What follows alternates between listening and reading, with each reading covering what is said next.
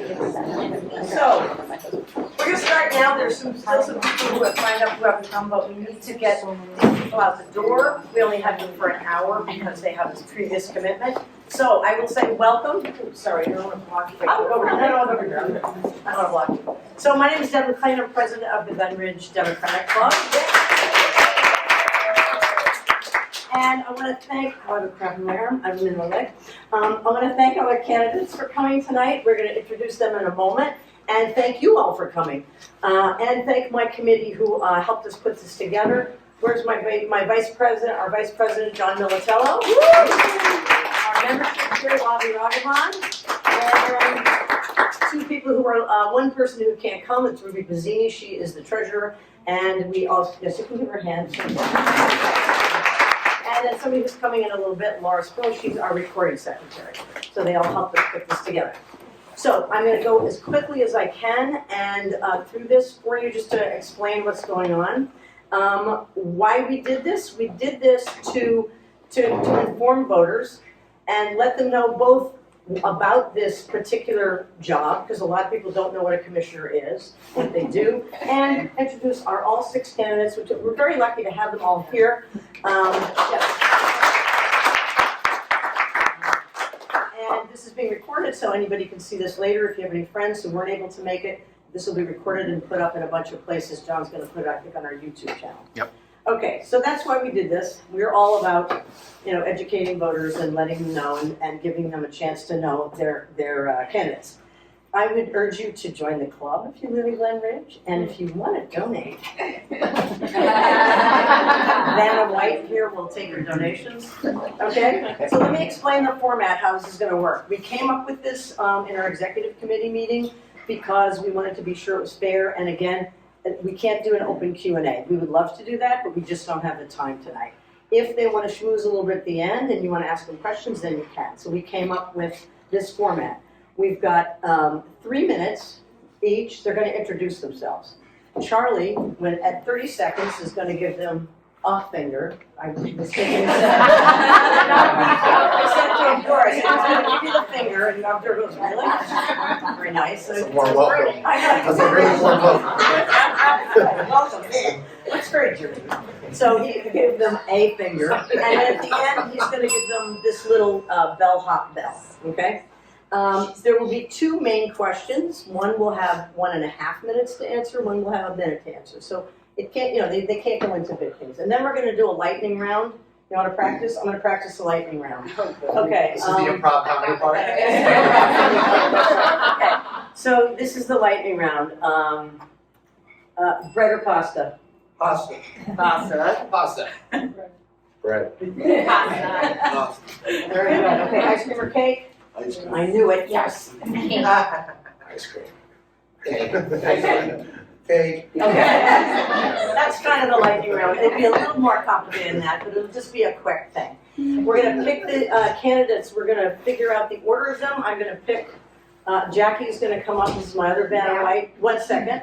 She's going to come up. I'm going to pick names out of the hat, and they'll be in that order. And again, for the sake of efficiency, we'll keep them in that order for the questions, which means be nice to the first person, because the first person's going to have no time to think about it at all, and the last person will be like, oh yeah, I know what I'm going to say. So they do have the first person has a little bit of disadvantage. Okay, and then Charlie's the timer. That's it. Now, oh wait, where's my intro? Hold on. Oh, my intro's not here. Hold on. Hold on 1 second. Is this mine? Here we go. This is what I was looking for. All right. So first, though, we're going to have someone here who's going to explain to you a little bit about the commissioner. I don't want to block you. A little bit about the commissioner job, how it came to be, and there is really no one better to tell you about this. She is currently the Glen Ridge Municipal Chair. She is a former Assemblywoman. She is one of the founders of the Glen Ridge Democratic Club. She's currently a trustee of the club. And she's worked in many, many different government and political jobs her whole life, including, but not, I mean, there's a whole bunch of them. She listed them for me, and I said, we don't have time. But she was the director of community health for Essex County. So she's been in this business a long time. And, which we just found out, I just found out last night, she is one of the people responsible for something in 1997 called the charter change, and she can tell you a little bit about it, but it changed the county charter where it used to be, the county government used to be just freeholders that were county-wide, and they pretty much ran the county. And Jackie said, well, we want better representation, she and her cohorts. And so they instituted a system where they added a county executive and then district commissioners. They were called freeholders at the time. So district freeholders are commissioners. So now there are 5, correct? Yes. There are 5. We are in District 5, and our district leader, district commissioner is Carlos Pomares, who is not here tonight. He's going to come back another time and go into more detail about all of this. Okay?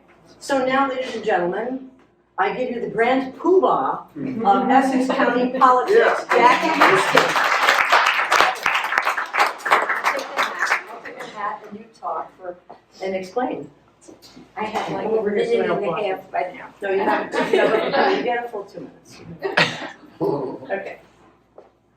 The best way to describe I call them freeholders because I just go back a long way.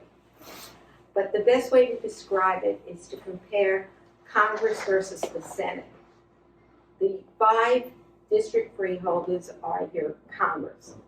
They represent a number of towns clustered together, and the at-large freeholders represent the entire county.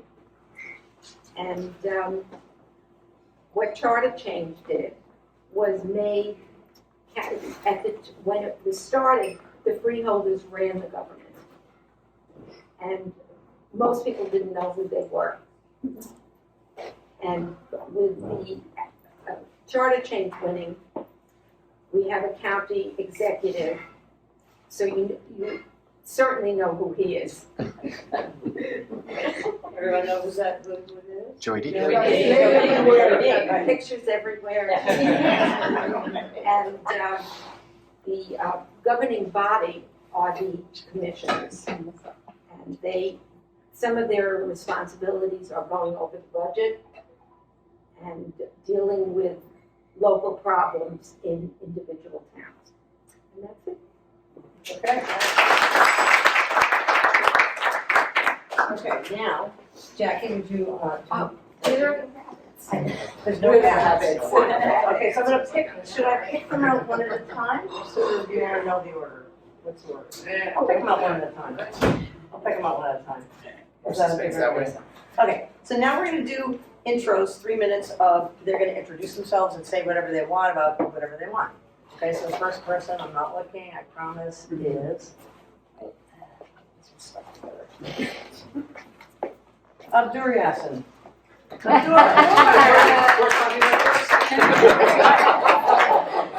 You do not get no. It's okay. Oh, okay. Whatever you want, you can sit if you want. Alright. So I'll put up my finger when you're 30 seconds. Which finger?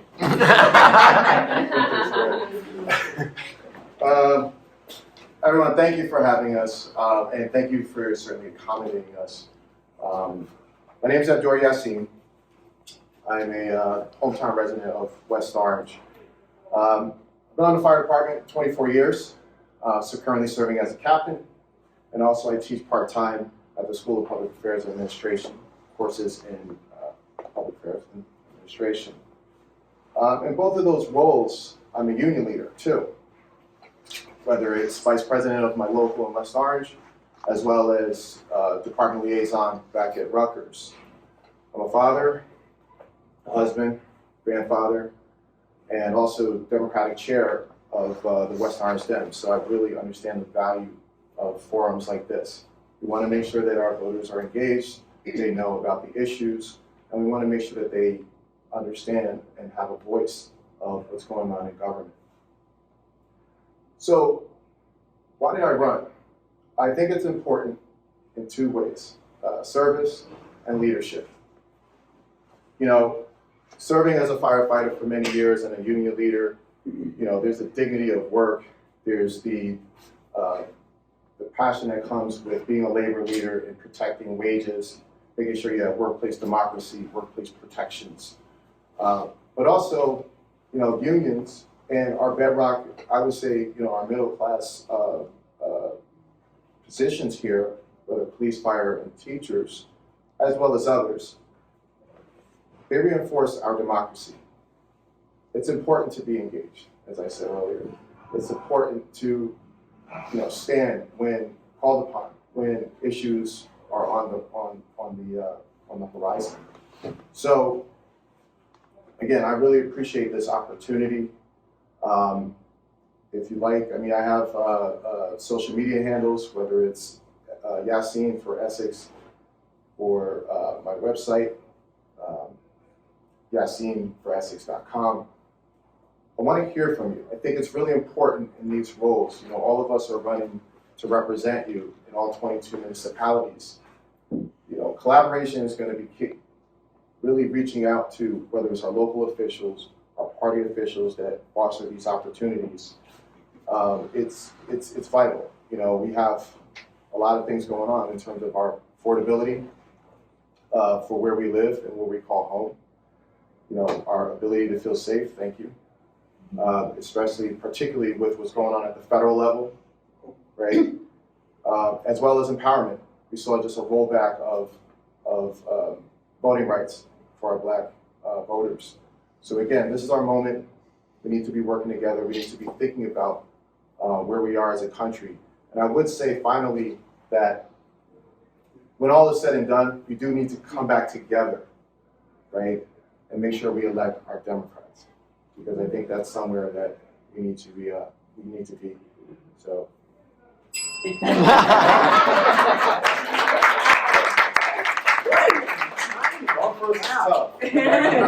That finger went up too. I saw it. Are you ready? Thank you. Deb Engel.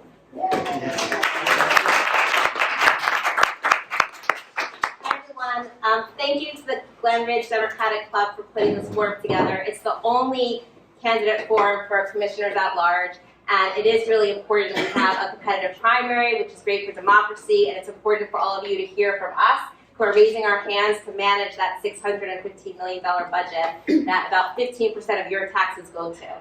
So you really want to have some openness and transparency and accountability for where that money is going. A little bit about me. I'm Deb. I'm a single mom with 3 girls. I don't always think of myself as a politician. I'm not going to the ball, so I'm going to be here to mingle afterwards with all of you to hear about your concerns around the county and around Glen Ridge or your municipalities. But I got here because I was a small business owner. I owned a co-working and childcare space in South Orange and a co-retail space in Maplewood. And then the pandemic shutdowns happened, and I sprang into small business advocacy to help my community of small business owners tackle unemployment and the federal and state funding. I liked helping people, so I ran for public office. I served in Maplewood Township Committee for 3 years. I served for 1 year as deputy mayor, and now I want to continue that work on a countywide scale. We are in an affordability crisis in Essex County.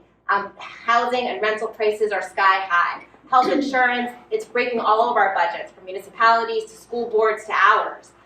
Gas prices are now up, groceries are up, utilities are up. We need to figure out a way that we can save money. And I think one way we can do that is more shared and regional services around the county.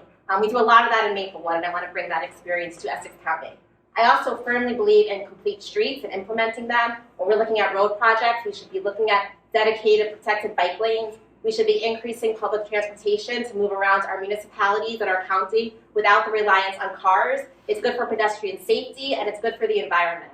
And when we do need a car, we should be looking at electric vehicles and electric charging infrastructure.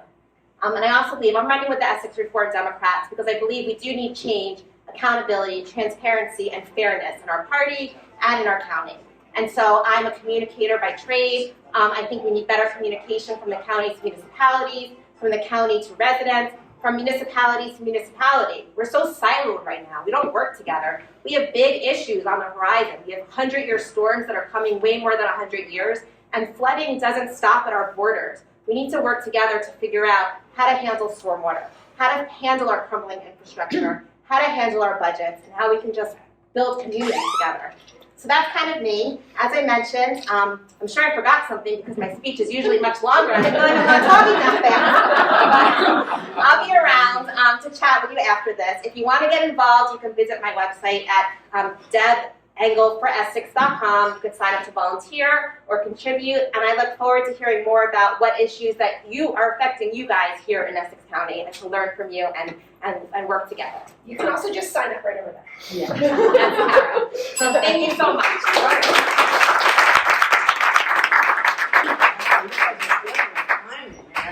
All right, next person. Christine McGrath. Oh, Thank you.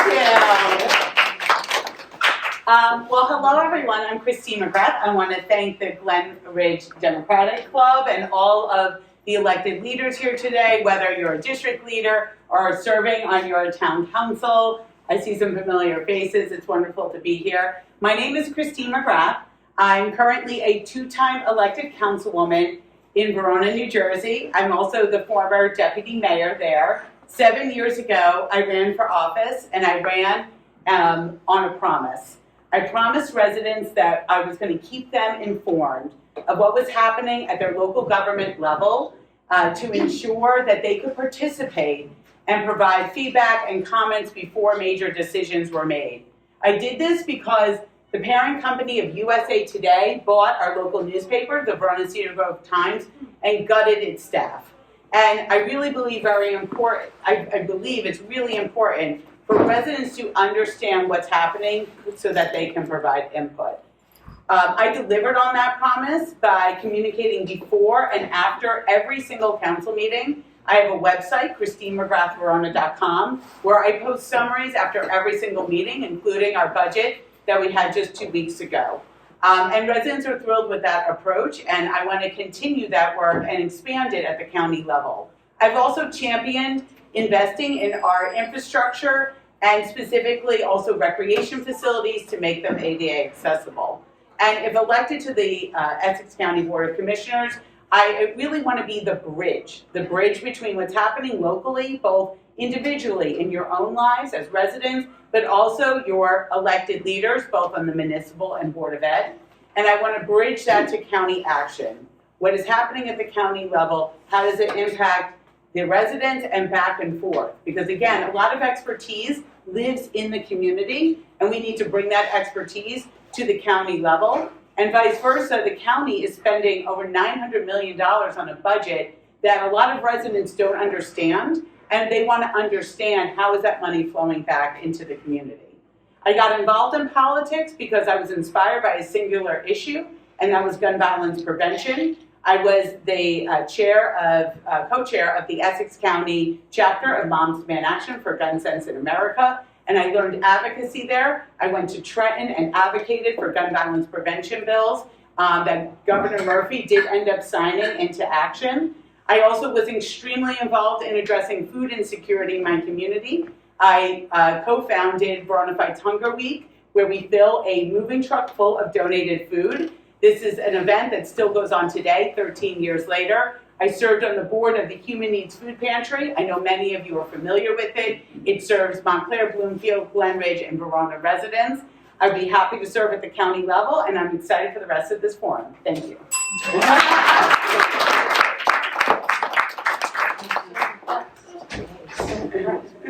All right, you ready? Wayne Richardson. Wayne. All right. Good evening. Good evening. I'm Wayne Richardson. I'm currently on the board of commissioners. I'm the only at-large candidate running for re-election, and happy to do that. So I don't consider myself a politician. I consider myself an elected official and a public servant. I've been in the room with politicians, and that's all they do is politics. They will eat my breakfast, lunch, and dinner because they live and breathe only politics. That's not who I am. I'm a founder of a labor union, Labor's Local 55, which we built from scratch, right? We had to recruit every member that's in that local. It's not only growing, we're actually in Puerto Rico now, right? So I was on the district council. Now I'm the manager of strategic partnerships for the Laborers International Union. I cover the entire state of New Jersey. My focus, when we talk about affordability, is good paying, family sustaining jobs in unions, career opportunities. And not only do I work for the union, I founded a nonprofit, which is Pathways to Apprenticeship, right? So they go through our 6-week course, and then we get them into the building trades. Just had a class graduate in March, 24 kids, young men and women, graduated, and now they're all working in the trades, in the carpenters, in the bricklayers, got 2 in the elevators, which is the hardest union to get in, and some in the laborers, right? So when we talk about affordability, we're talking about being able to stay here. You have to be able to create the job and the opportunity for people to be able to work where they live and bring those opportunities. One of the things that I do on the board, when vendors or contractors come, they have a whole list. They got a cheat sheet because I ask so much, the same thing over and over. Where are you located? Where's your business located? Are you an Essex County resident? Do you employ Essex County residents? How many times have you gotten a contract from Essex County? Especially for those who have not hired any Essex County residents, right? I rake them over the coals because I want to see people from Essex County working at the county where those jobs and the taxpayer money is going. So it's important to me to create those pathways out of poverty. And that's what I call it. And that's who I am.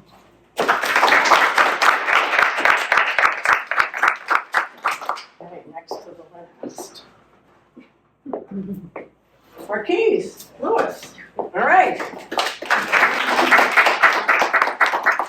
I actually had an opening, but I ain't gonna read it. Good evening. My name is Marquise Lewis. I reside in Newark, New Jersey. Former president of Newark Board of Education. Served 9 years. Oversaw a $1.3 billion budget for 9 years. Never had a budget deficit. We renovated 4 schools. We did two new football fields in our city. We was very instrumental in transferring our school district from state control to local control. When the state came and took over our school system, I was in the 4th grade. My commitment was, when I got on the board, that I was going to lower the dropout rate in our district and that I was going to get our school system back. When I left the school board, we got our school system back, and I was instrumental in appointing our first superintendent under local control. The reason why I'm running for commissioner because I believe that we need transparency in our county government. People need to know what's going on. They need access to what's going on. And our residents need somebody that they could talk to on a daily basis. Not just talk to me during election season, but talk to me 365 days of the year. I believe that we need someone that is on the ground level. I coach football. I'm a vice president of Central Ward Cougars in the Central Ward. We're 12 youth champions, 10 youth champions, because I invest in young people every day. As the chief of staff of the Department of Recreation, Culture Affairs, and Senior Services, I believe that we cannot increase the quality of life in our cities unless we invest into our young people, unless we invest into families and make sure that they are stable, make sure that they're able to provide for their children, that a mother don't have to choose in putting food on the table or going to a 9 to 5 where she only getting paid $5 an hour. I was the first school district in the state to raise our minimum wage from $12.50 to $15. And I helped put that together. I'm very instrumental in making sure that we have a voice at the table, because we, as elected officials, sometimes forget who put us in those seats in the first place. When I ran on the school board, it was one person. I was the only person. The rest was from another part of our town. I understood that even though the odds was that getting on the board, 3,000 people voted for me. And that's who I build partnerships with. That's who helped me advocate when I believed that I couldn't get things done. I went to the residents and I said, I need you to pack these meetings. I need you to keep pressure on them until they do what we need to be done. And we were able to get things done. When they wanted to shut down our schools, I was by myself. But I stood firm, I stood my ground, and that's what you need as a commissioner. Someone that's not going to be a seat warmer, a photo opera, but somebody that's going to deliver results.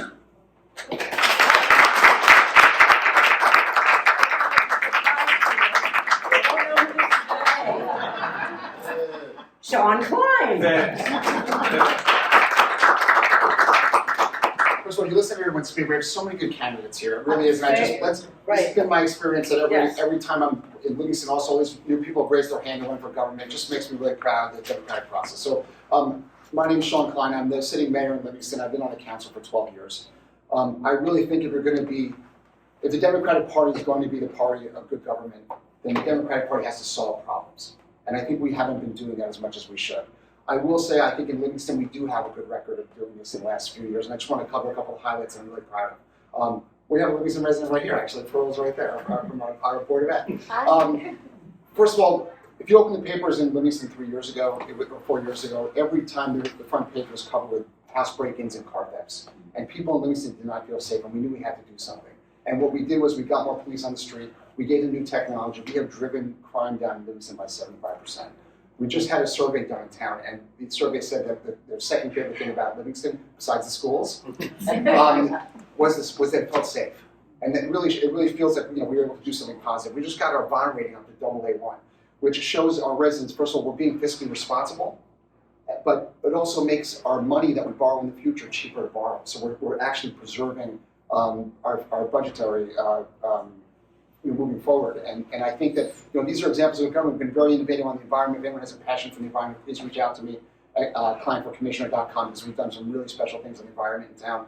We've kept Livingston a warm and welcoming and diverse place. So like as a mayor, I went to iftar dinners, and we celebrate Black History Month and Chinese New Year and Jewish holidays and Christian holidays and Chinese New Year. We go to everything because we want every part of our community to know that they're important, that they're part of the bigger whole, and we care about them. And people in Livingston feel that way. They understand that their government cares about them.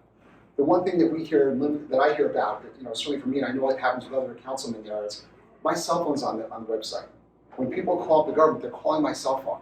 And what everyone always says to me is, I can't believe how fast you guys got back to us. Like, the phone's answering, we answer it. That's how we solve problems, that's how we serve the public. That's the mindset that I'm looking to bring to the county level. People will have my cell phone. Now, that doesn't mean I can solve every problem, but I'll certainly give you explain everything that I understand. I will try to solve the problem, or I can point someone in the correct direction for someone who might be better than I am at solving the problem. My day job, I'm an ophthalmologist. I'm actually a little worse for wear right now. I was in the order for 11 hours today, so I really am strung out. So I apologize if I get incoherent at any point during this 3 minutes. But we have offices in Elizabeth and Milburn.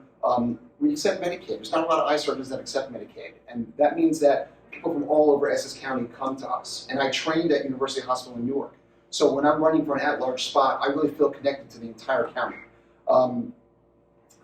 As far as, you've heard a lot of stuff about coordinating and communicating. I really believe that strongly. Everyone else has talked about it also, so I won't repeat all that. But I think if you want to tackle affordability, one of the things you have to do is get the county to work with the towns, get the towns to work with each other. You create efficiencies, you save money, that means those dollars can go further. When you have an $800 and something million budget, that's a lot of money to spend, a lot of good things you can do. I'll stop there.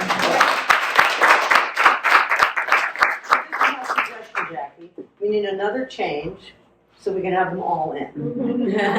Okay, can we work on that? Jackie knows how to do this. Okay, so first I'm going to ask you these questions in the opposite order that I was going to, because I got to think about something. Well, and you'll understand when I get to it. Okay, so this is the 1 minuter. Okay, Charlie, this is the 1 minuter. You just have one. Pardon me? I'm not going to respect. Oh, you don't want. That's Do you 30 guys want a seconds, 30? though. You want a 30 second? I want a 30 Yeah, second. let's have 30 I want second. a Okay, 30 30 second. All right, 30 seconds, same figure. Okay. You do it. You good? Okay. 30 seconds, one finger. Then you got a minute for this one. And again, nobody expects because it's only that time.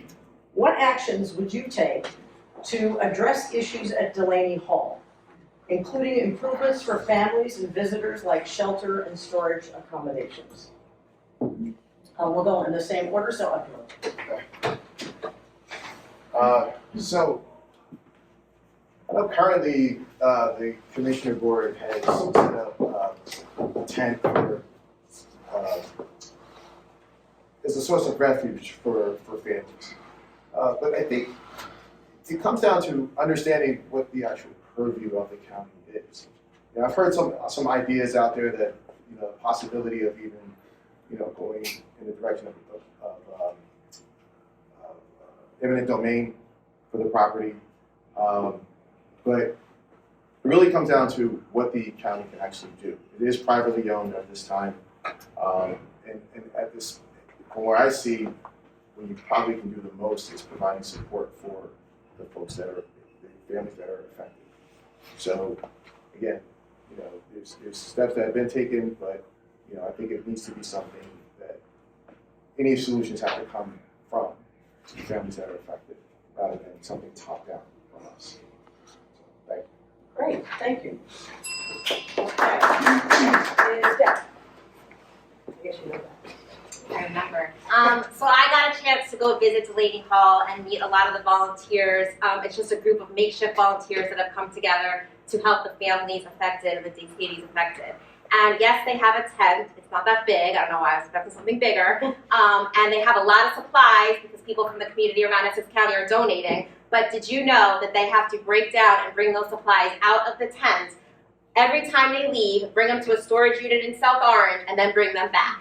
They'd asked the county if they could have a storage unit on their property, which is right next door. They have this prison, they have a parking lot, they have a lot of land. Can they just have a storage pod right next door to store their goods so they don't have to transfer them back and forth? That's the first thing. The second thing I've learned is that there's a lot of rules when you want to go visit detainees. There's dress code rules, you can only go certain hours, and families are coming all the time and they don't know these rules. So thankfully these volunteers have clothing, you can't wear leggings, you can't have bare legs, even children. So they help out with them. And they also come at all hours. They don't know you can only come during certain segments of the day. I'm not sure why we're not communicating that information out. Thank you. Great, thank you.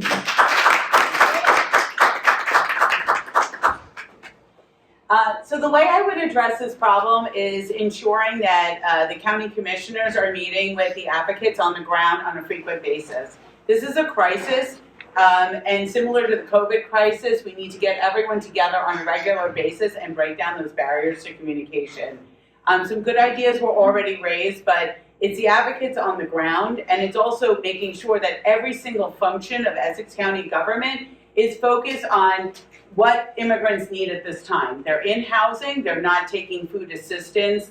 We have the issues with Delaney Hall. We have to make sure that we do everything that we can to provide assistance to these families because they're suffering in silence. And there are advocates out there that know how to reach them. But because of this, because of fear, everything is in the shadows. So that's something that I think as county commissioners, we can play a role working with advocates to kind of improve this situation and work on solutions together. Thank you. Great, thank you. Ditto. The problem is that it is a federal facility and we know who's in the White House, right? So it's pretty difficult, but we can be supportive of the families and the volunteers who are out there, right? Making sure that the information is out there. And a lot of these men who were the head of households and the breadwinners, that families no longer have those incomes. So we gotta figure out a way collectively how to make them whole again, or at least as far as we can, right? When we had an ICE contract with the county, under myself and Brendan Gill's leadership, we severed that contract. So we don't work with them, but we do want to work with the families and give them needs. You have to donate your time, finances, clothing, and all the other things that they need. So that's the best we can do at this particular time. Great, thank you. This is the reason why you should vote for E2, because it's obvious the property next door belongs to the county. So we should, as county officials, make that property available, put a storage there for the residents that's going to visit their families. It's common sense. This is our property. We need to use it. We need to give them assistance. We need to give them access to it so that they can visit their family in dignity. And we can't just say what we should do, what we should have done. If we're in position, we do it. Great, thank you. Hard not to repeat everything you've heard, but let me add one thing, because I think these are all important ideas and ideas that I would have touched on many of them. But as a physician, one of the things that I think of is what people always talk about when they think about what the county provides, they think of, roads and parks as the first thing. But the county does a lot of public health stuff also, right? And so, everyone remembers COVID, and like the model that we did in COVID was literally copied around the country and saved an incredible number of thousands of lives.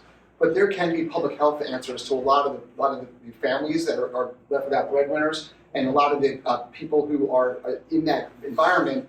If you can provide public health to them, that's just another really important avenue. It's part of supporting the people around them, right? The breadwinner thing, I think, is the biggest issue, at least for where I think the county can, really get the most squeeze out of it, for the most juice for the squeeze. We can really have an impact there.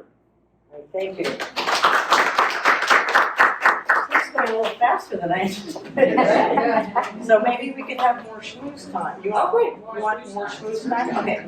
All right. So I had to make a decision here because some of you have already sort of addressed this issue. I'm thinking maybe we want to.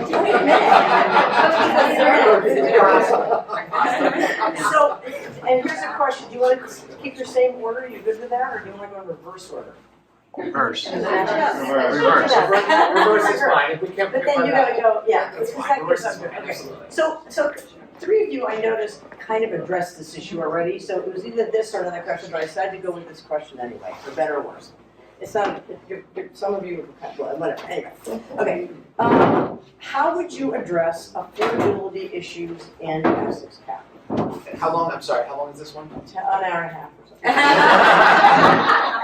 So you've got a minute and a minute and a half. This one's a minute and a half. Okay. So, Okay. all right. So Wait. You can walk. I can walk while you're doing that. Okay. Okay.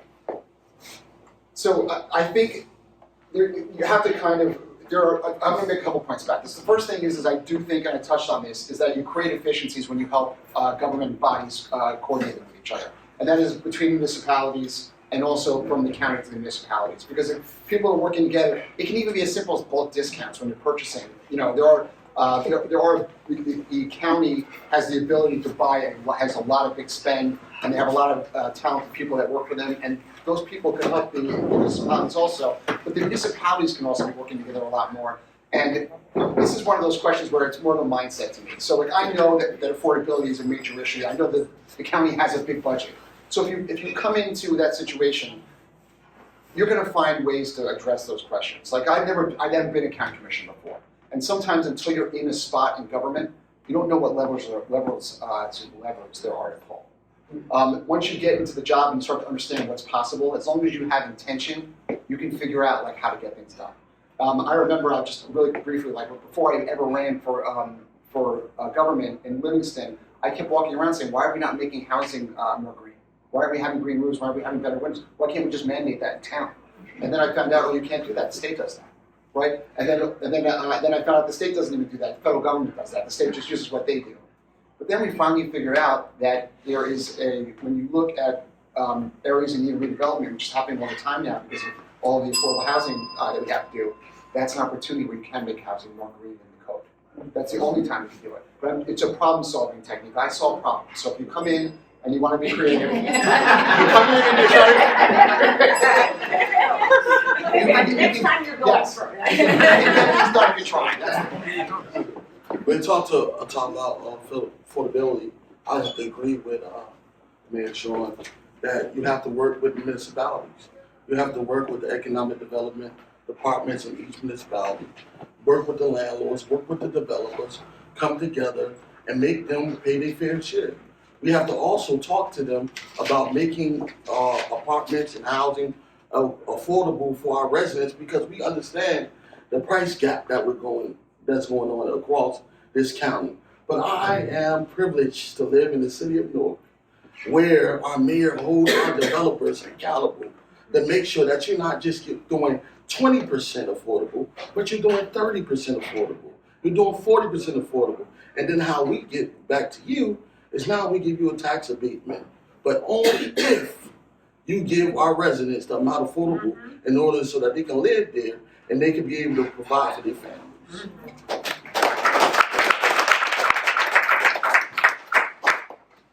That's a great point. I agree with Marquise. I was the planning board chairman in the city of Newark for about 19 years. And one of the things we stressed was the IZO, right? You're gonna have affordability on these apartments. You're getting a tax abatement, you wanna make sure you can get back, but take it a step further. And he's right, man, Baraka did hold these developers accountable, but we're dealing with corporate greed. Understand, they're trying to squeeze every penny that they can of profit, right? So it's important that the folks who live in these municipalities have an opportunity to work on these jobs and make a decent wage.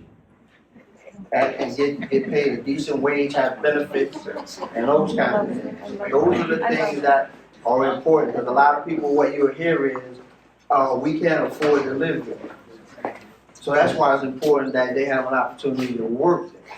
Have an opportunity to work there, be a part of the union, you get a pension, you get health benefits, you get a family supporting wage, a living wage, and those are the things that keep things affordable. It's about pathways out of poverty, because nobody's gonna give you anything, so we gotta work for it. And I'm here to help, we're all here to help do that. Thank you. Well, on this issue of affordability, there's so many different layers, right? There's what's happening on the individual level and what's happening at the government level. Certainly, healthcare and housing are the two things that dominate everything. Today, I had an interview with a union, and they were, in their questionnaire, they said, the county owns land. Why can't we build housing on county land? I said, wow, that's a really good idea. This is the thing, when you start talking with the advocates and the experts on the ground in our communities, good ideas bubble up to the surface. That is my philosophy of, again, being really connected around the county, listening to nonprofit groups and individuals to really understand what are the issues and seeing how the county can play solutions. On healthcare, my background is actually in employee benefits management. I spent 13 years working on healthcare in the form of employee benefits. It is the #1 thing that is making life unaffordable in New Jersey. It's impacting our local municipalities, the county, and the state. I'm not going to sit here and say, oh, I have the answers on how to make healthcare more affordable, but I'm willing to be part of the conversation due to my past skills. When it comes to affordability of our local governments, I've been in the trenches for 7 years. It's about shared services, which people have already mentioned. It's about grants. We should be getting more money from federal and state sources to offset our costs. And it's really thinking globally and holistically about a lot of these challenges. Thank you.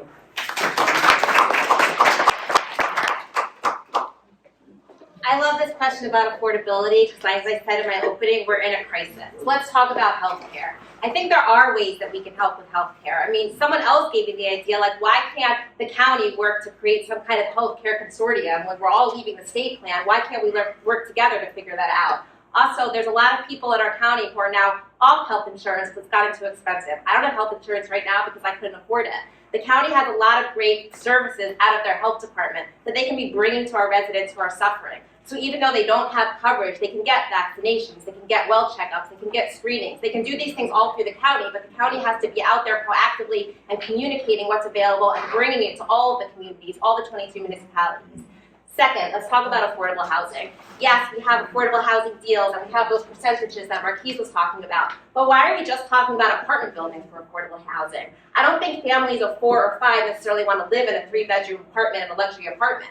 They want single-family housing. They want multi-family housing. They want backyards. So I think we need to think differently about the kind of housing stock we put up. And when we're talking on building on county lands, we also have to balance with not taking away all of our natural resources, because we need that natural resources to help with sustainability and the climate. I have so much more to talk about affordability, but I'm just going to mention rents for small businesses as well. The county does not have many programs for small businesses right now. That's my background. I was chair of the South Orange downtown, the SID, the Special Improvement District. I own 2 businesses. Rental prices are sky high. We all want walkable downtowns. We all want thriving downtowns. The business owners in downtowns are your neighbors, and we need to help them too. Thank you.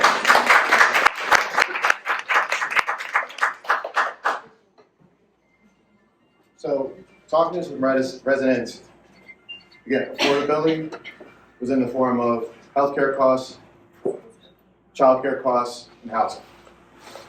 Healthcare. So I sat on the State Health Benefits Plan Design Committee for 8 years prior to COVID. So from 2013 to 2020, learned a lot with making some tough choices, working with other unions, keeping the value of the plans where they needed to be to support families, as well as the fact that it is deferred compensation, right? But at the same time, for results. We saved billions of dollars with different initiatives, including switching to mandatory generics and other things like auditing some of the higher cost treatments. Again, that was in the past, but taking that experience to today and understanding why, whether we're going with the public plan versus other options, that's something that I bring to the table. And mind you, it was collectively bargained. Affordable housing. We do have some opportunities possibly at the county level. A lot of things were discussed, but you know, we have to understand that this needs to come in a way that's collaborative across the municipalities. And last but not least, childcare.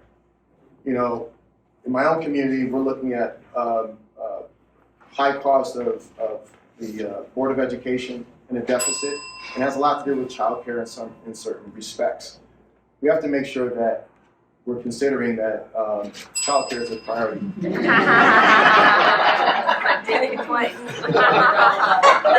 Literally half a fact. Sorry. Okay, lightning round, lightning round. You ready?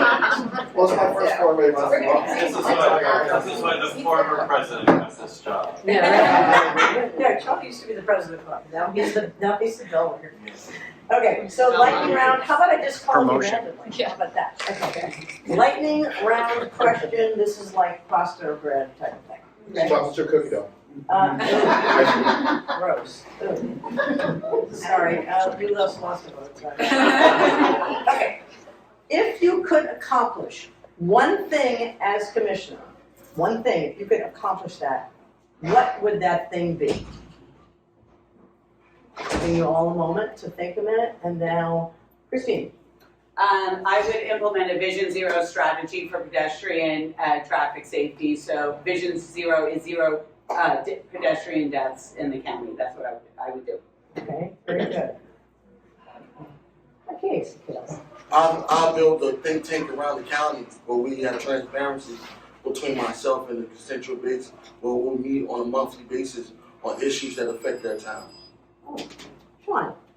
I don't think there's been a lot of environmental, signature environmental endeavors by the county. I would like to see a huge solar program because, first of all, it would make electricity cheaper for everybody. That's one of the major costs for everyone is energy right now. So having a major solar program would drive costs down, and then it also, it would be good for the environment. So for me, it's like win-win-win. Wayne?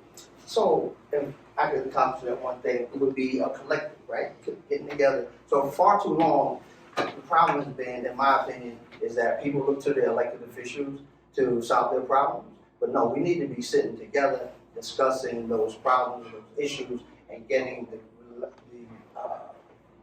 information from you, the residents and the voters, on what it is you need, instead of us trying to tell you what we're going to do for you. We need to know what it is you need, what your interests are, and have those conversations.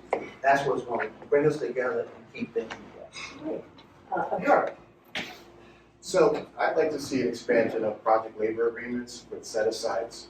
There's a disparity report out there that talks about the lack of minority developers, and I'd like to see that at the county level and attach that to, and Commissioner Richardson touched on some of his work, but I'd like to see it brought across, building trades, connections with local schools, high schools, a real pathway to addressing this affordability issue, right? Because if you have a job and it's well-paying, helps you afford your life and take care of your family. Okay, Deb.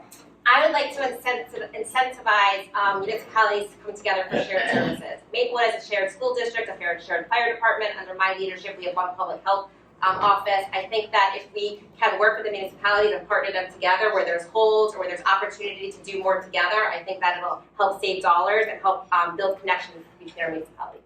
Okay, I have one last question for you all. if you get elected, will you come back and visit us? Oh, yeah. Absolutely. Okay, Are you very gonna- good. Are you gonna ask each of us that? Yes, I'm actually lightning round. Yes. Okay, so I also want to, I'm supposed to plug the club once more. Join, donate if you're in town. You can join the club. And there are signs and literature for anybody who wants to take them. They're also here for Annalena Mejia, who, as you know, is a resident of Glen Ridge, and she is running for the, 12th election this year. Some other election. Stop digging it. You get a dig. Okay, and that's it. You can take those signs and literature, and now you have time to schmooze. Yeah, thank you. Yeah. Thank you.